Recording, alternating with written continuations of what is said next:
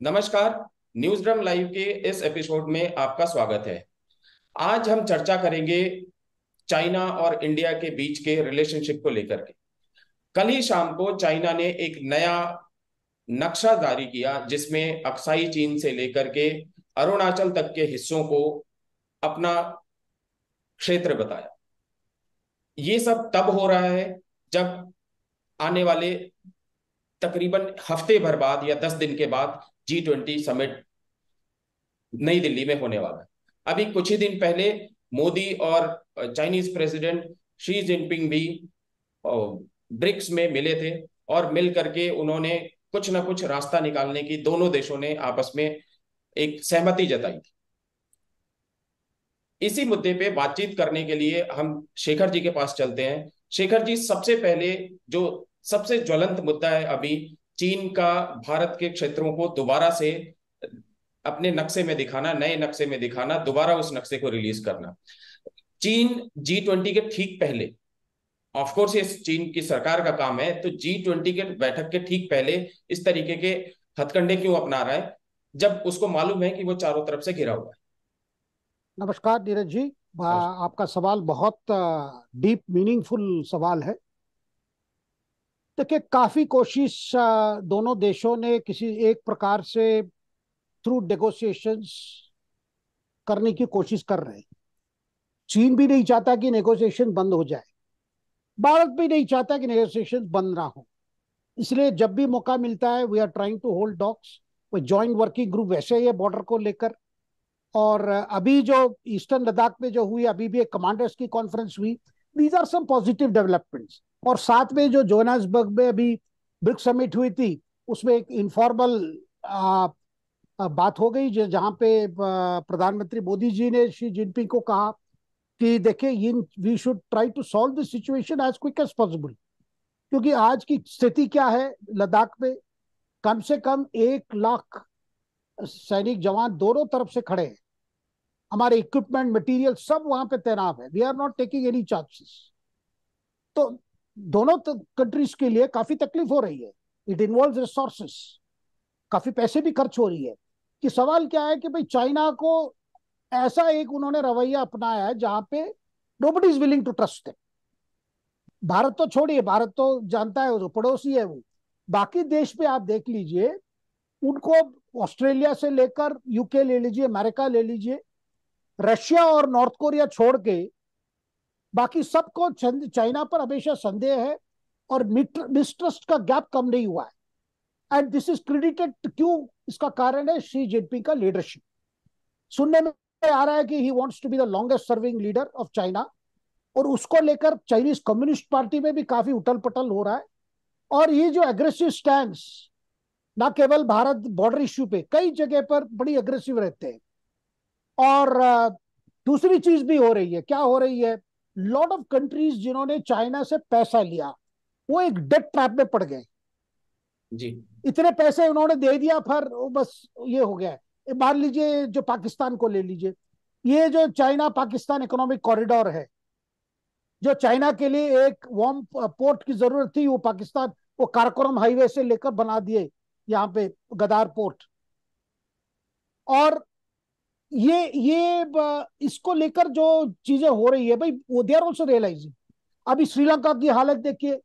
श्रीलंका इतने कर्ज में पड़ गया है चाइना के साथ, अब भारत से मदद मांग रहा है टू सर्विस दोज डेट्स। और भारत भी मदद कर रहे हैं, कई चीजों पर हम उनको हेल्प कर रहे हैं। क्योंकि चाइना के पास इतना कैपिटल है, वो बड़े बड़े चीजें बना देते हैं इनके लिए, बड़े एयरपोर्ट, बड़े पोर्ट। अनमकोंडा पोर्ट आप देख लीजिए। और ये करके ट्रैप कर लिया है। सो भारत को पता है कि चाइना इस तरह के रवैये कर खुद को एक आइसोलेशन पॉइंट पे ला रहा है, जहां उसे डील करने की जरूरत। अच्छा, हम भी 5G टेक्नोलॉजी में चाइनीज फर्म्स को अलाउ नहीं किया। और जहां डिफेंस मामला है, चाइनीज कंपनीज उसमें इंफ्रास्ट्रक्चर डेवलपमेंट हम अलाउ नहीं करते। तो कहीं ना कहीं चाइना को भी लग रहा है भाई, उनके जो पहले जैसा ट्रेड था वैसा नहीं हो रहा है, क्योंकि सारे ट्रेड लिंक्स, सारे डील स्क्रूटनाइज हो रहे हैं।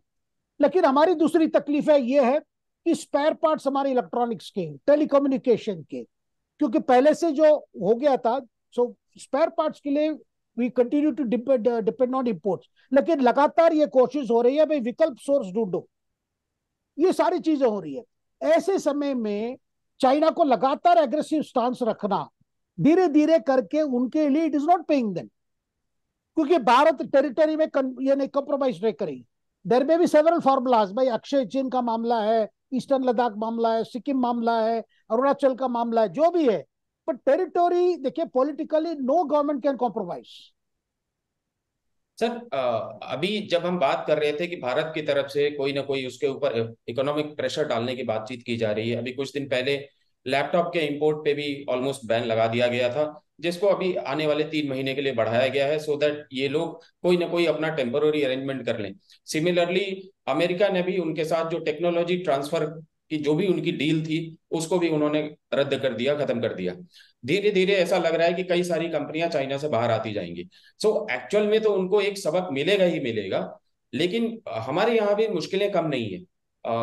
कितनी बार कहा जाता है कि जो इतने बड़े बड़े उद्योग हैं जिनमें आपको सेमीकंडक्टर बनाना है या कुछ भी करना है, उनके लिए इंडिया में ये सब करना अभी इस टाइम पे बहुत मुश्किल है, क्योंकि कहीं पे भूमि अधिग्रहण का मामला आता है, वहां पे विपक्ष खड़ा हो जाता है, कहीं पे लेबर लॉ का मामला आता है, वहां पे ये लोग गेम खराब करने लगते हैं।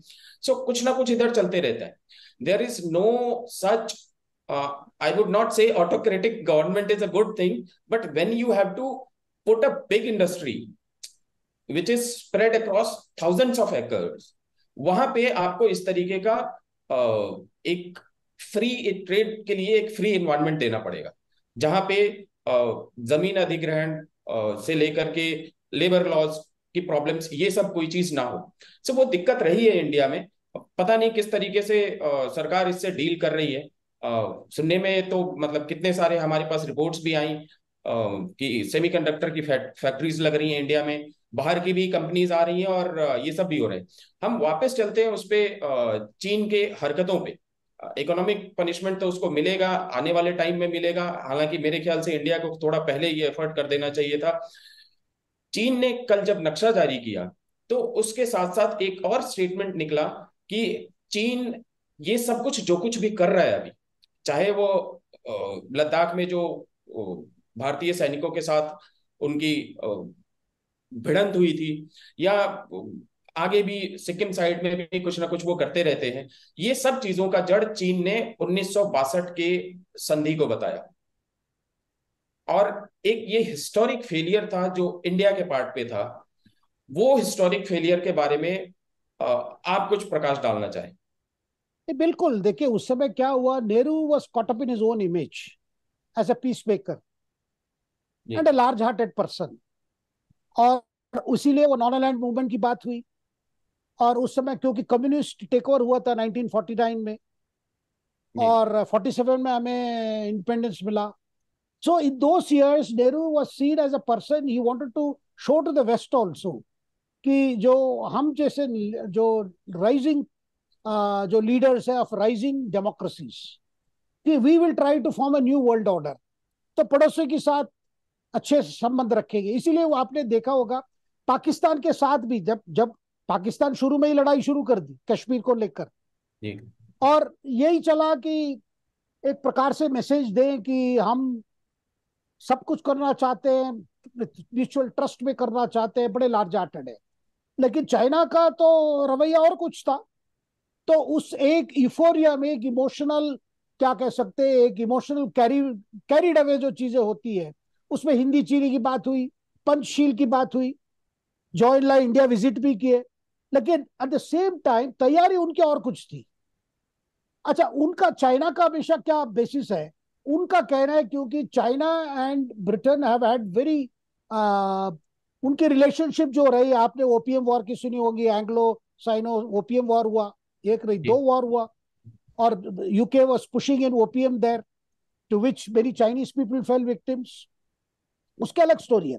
दूसरी, ये जो बॉर्डर को लेकर उनका कहना है, भाई ये border line was arbitrarily drawn by McMahon line, is McMahon line, तो हम इसको मानते नहीं है, but you have inherited it as part of, क्योंकि ब्रिटिश छोड़ के गए, तो हमें इसको नए रियलिटी से डिस्कस करना है। ठीक है, डिस्कस करें, लेकिन उसके सी ऐसी डिप्लोमेटिक डिस्कशंस में धीरज जी, हम आप भी जानते, हम भी जानते, चीजें अगर फाइनल होने से पहले एक वातावरण बनना है।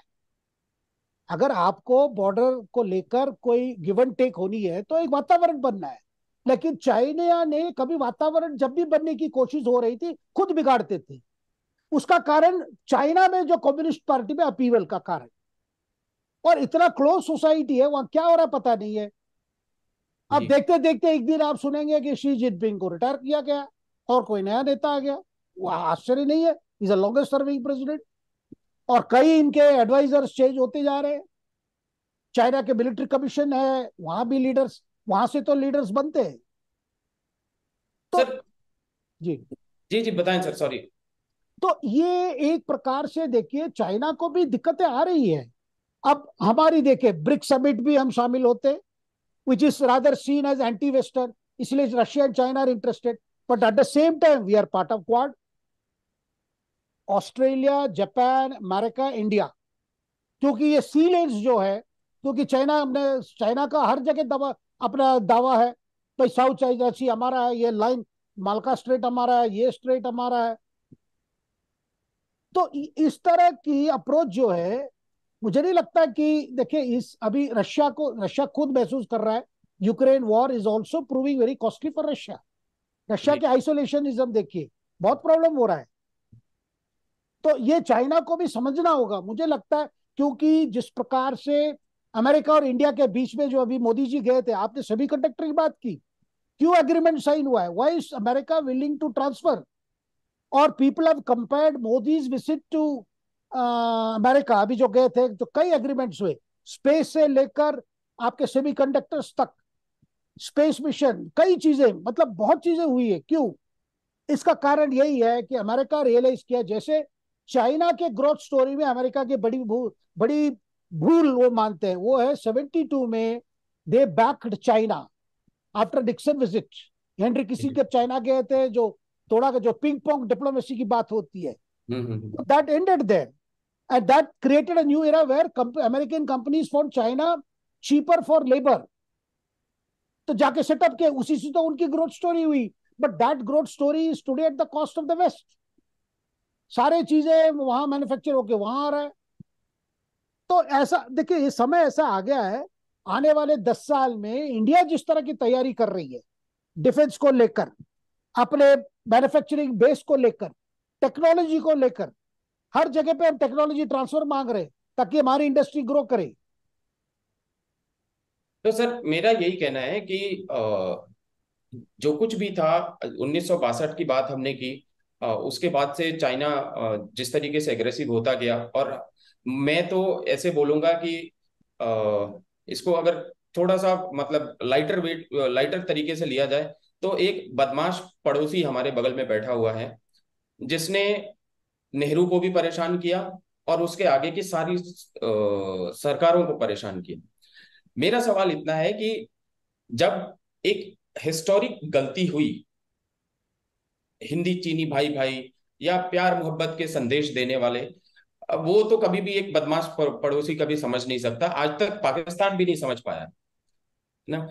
ऐसे सिलसिले में, ऐसे केस में जब मान लीजिए कि 62 वाली जो गलती थी, उस गलती को छुपाने के लिए क्या मोदी पे अभी लगातार हमले किए जाते हैं कि चाइना के सामने आपकी घिघी बन जाती है, आपके 56 इंच का सीना कम पड़ जाता है, आप हाथ बांध के खड़े हो जाते हैं, वगैरह वगैरह बातें। नहीं लगता तो यही है भाई, क्योंकि अगर इनकी बात आ जाए तो कहेगा भाई आपने भी तो कॉम्प्रोमाइज करना पड़ा, आप भी क्या कर पाए, ये दिखाने के लिए। लेकिन मोदी जी का अप्रोच अलग है। वो किसी तरह प्रॉब्लम एक पॉइंट पे सॉल्व नहीं करना चाह रहे हैं, वो सारे जो रिलेटेड इश्यूज को सॉल्व कर रहे हैं। उसे सॉल्व करने से पहले आपको सक्षम होना है, शक्तिशाली होना है। क्योंकि हमेशा चाइना क्या सोचता था, इंडिया क्या करेगा, ये चैलेंज करने के लिए उन्होंने ईस्टर्न भूटान में पहले किया, हमने जवाब दिया। आज फिर यहां कर रहे हैं ईस्टर्न लद्दाख में, उसको भी जवाब दिया। क्योंकि चाइना कभी एक्सपेक्ट नहीं किया होगा कि इंडिया ऐसे हाई एल्टीट्यूड में टैंक्स तक ले गए, वहां पे टैंक्स ले गए, हमारे होविट्जर गन्स ले गए ऊपर। जी मतलब जिस तरह हमने भी दिखा दिया भाई, this India is not India of 62, and neither is Modi of 2023 is Nehru of 1962। ठीक है, ईमानदारी से रिश्ते बनाने की कोशिश करेंगे, अभी पाकिस्तान को समझ आ गया ना, जी। पाकिस्तान को जिस जैसे पूरा टॉक्स बंद हो गया, कुछ नहीं है, डिप्लोमेटिक रिलेशन एकदम रिड्यूस हो गया है। अब पाकिस्तान को समझ, यहाँ लोग रोते रहते हैं, जो लोग मोमबत्ती मोमबत्ती लेकर खड़े होते थे बॉर्डर पे, अरे जी। बातचीत बंद हो गई, पीपल पीपल भाई, आतंकवाद जब तक खत्म नहीं होगा कोई बातचीत नहीं हो सकती। तो ये जो क्लैरिटी है इन अप्रोच, तो कांग्रेस को लग रहा है भाई लोग तो इसको सपोर्ट कर रहे हैं, इसीलिए तो कैसे भाई हम बार बार ना दिखाएं कि भाई ये वास्तविकता बदली नहीं है, हमने गलती की है, तो ये भी देखिए ये भी तो वही कर रहे हैं। सर, क्या आपको, मतलब फिर से इसको दूसरे शब्दों में मैं बयान करता हूं, क्या आपको लगता है कि ये पूरा का पूरा अपनी गलती का, या एक अपनी ऐतिहासिक गलती का ठीकरा किसी और के सर पे फोड़ने का तरीका है ये? बिल्कुल, बिल्कुल यही है। क्योंकि अगर बात करें ऐतिहासिक गलती की, कल एक और ऐतिहासिक गलती सामने आई थी, और मेरे ख्याल से इन सारे मुद्दों को या तो बीजेपी या एटलीस्ट सारी जनता को पता होना चाहिए। कल मुझे एक नई बात पता चली, सुप्रीम कोर्ट में आर्टिकल 370 के एब्रोगेशन के अगेंस्ट सुनवाई चल रही। वहां पे जब सरकारी पक्ष अपना अपनी दलीलें पेश कर रहा था, उस वक्त कपिल सिब्बल ने बोला कि नेहरू जी चाहते थे कि वहां पे बाहर के लोग ना जाएं, बिजनेस ना करें और बाकी सब काम ना करें, इसलिए आर्टिकल 35A जोड़ा गया। सुप्रीम कोर्ट ने उस पे अपना कमेंट भी दिया कि ये नॉन रेसिडेंट कश्मीरी लोग जो हैं, उनके फंडामेंटल राइट्स का उल्लंघन था। अब मुझे आप एक चीज समझाइए, एक प्रधानमंत्री को अगर मन करेगा, ये अलग बात है कि वो वहीं से बिलोंग करते थे, कश्मीर से ही, अगर एक प्रधानमंत्री को मन करेगा कि हम एक ऐसा रूल ला देते, कॉन्स्टिट्यूशन में एक ऐसी बात घुसा देते हैं जिससे कश्मीर के पास एक्सक्लूसिविटी हो जाए, ये कहां तक सही है? और धीरे धीरे ये सारी बातें लोगों तक पहुंचनी क्यों नहीं चाहिए? जो सुप्रीम कोर्ट में सुनवाई चल रही है, उस सुनवाई को विभिन्न भाषाओं में अनुवाद करके, ट्रांसलेट करके आम जनता तक ये मैसेज क्यों नहीं पहुंचाया जाना चाहिए? बिल्कुल आप सही कह रहे हैं। उसका कारण ये था क्योंकि नेहरू जी और शेख अब्दुल्ला का बीच में क्या एग्रीमेंट था, जी। आपको हम वहां पे प्राइम प्रीमियर बना देंगे एक स्पेशल प्रोविजन करके, क्योंकि शेख अब्दुल्ला चाहते थे कि ये एक्सेशन पूरा नहीं होना है, एक अधूरी चीज रहनी चाहिए जहां पे चार पांच चीजों को छोड़ के बाकी सब हम तय करेंगे, इसीलिए इनका अलग फ्लैग था। इसको लेकर तो दीनदयाल, ये आप श्यामा प्रसाद मुखर्जी ने शुरू किया अपना कैंपेन, एक देश में दो निशान नहीं हो सकते, दो संविधान नहीं हो सकते। सर, लेकिन ये भी तो है ना कि वो भी एक प्रधानमंत्री के विम्स एंड फैंसी पे। बिल्कुल नीरज जी आप सही कह रहे हैं। देखिए जब ये सारे इंटीग्रेशन की बात हुई, नेहरू जी स्पेशली इंस्ट्रक्ट किए सरदार पटेल को, बाकी जो इंटीग्रेशन आप देख लीजिए, कश्मीर मेरे पर छोड़ दीजिए। और कश्मीर को लेकर नेहरू जी का एक इमोशनल ये था, भाई हमारे जो एंसेस्टर्स केम फ्रॉम कश्मीर, और जो वो इमोशनल मामला ज्यादा था देन पॉलिटिकल अंडरस्टैंडिंग। अदरवाइज अच्छा ये भी कहा गया भाई 370 टेम्पररी अरेंजमेंट है। जो सुनवाई हो रही है, जो इस तरह सुप्रीम कोर्ट के कॉन्स्टिट्यूशन बेंच सवाल कर रहे हैं, जी। उसे बड़ा स्पष्ट आ रहा है मामला, भाई कोर्ट भी देख रहा है क्या हो रहा है।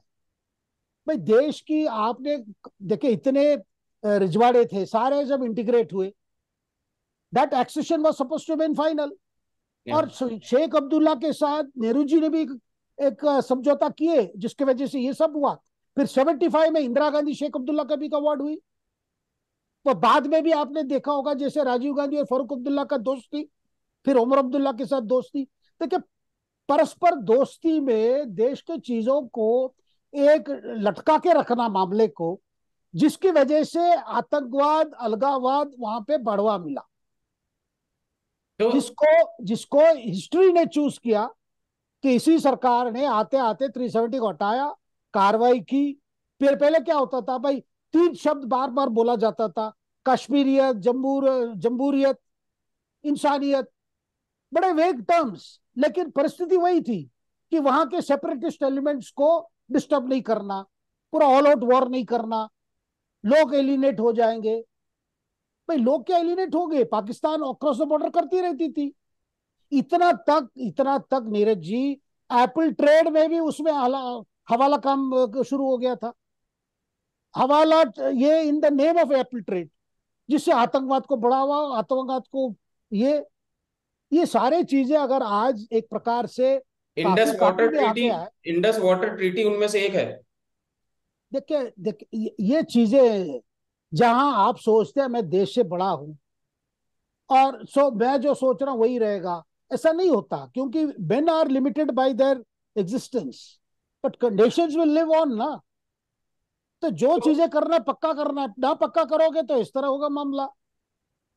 इसको इस तरीके से फाइनली रैप अप किया जा सकता है कि एक तरफ जहां कांग्रेस ये प्रोजेक्ट करने में लगी है कि नेहरू ने आईआईटी बनवाए, नेहरू ने एम्स बनवाए, नेहरू ने स्टील फैक्ट्री करी, खड़ी की, नेहरू ने इसरो की स्थापना की। स्थापना मीन्स एटलीस्ट उसकी कोई ईंट रखी होगी या शायद कमिटी बना दी होगी कि स्पेस में हमें जाना चाहिए। अगर वो सारे काम किए हैं तो देश के जो सबसे बड़े ज्वलंत मुद्दे आज की डेट में हैं वो है पाकिस्तान के साथ संबंध, चीन के साथ संबंध और कश्मीर की समस्या।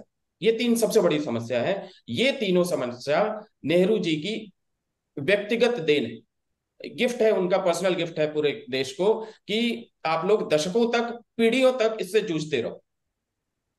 बिल्कुल, देखिए इसमें दो राय नहीं हो सकती है कि सम ऑफ द प्रॉब्लम्स जो आज हम डील कर रहे हैं उसकी शुरुआत उस कार्यकाल में हुआ। और उस कार्यकाल की अगर बात करें, उस कार्यकाल की नेतृत्व की बात है, नेतृत्व की बात है तो पंडित नेहरू जी की बात आती है। जी, चलिए बहुत बहुत शुक्रिया सर। दर्शकों से हम फिर जुड़ेंगे, आपसे भी जुड़ेंगे किसी और मुद्दे पे। धन्यवाद।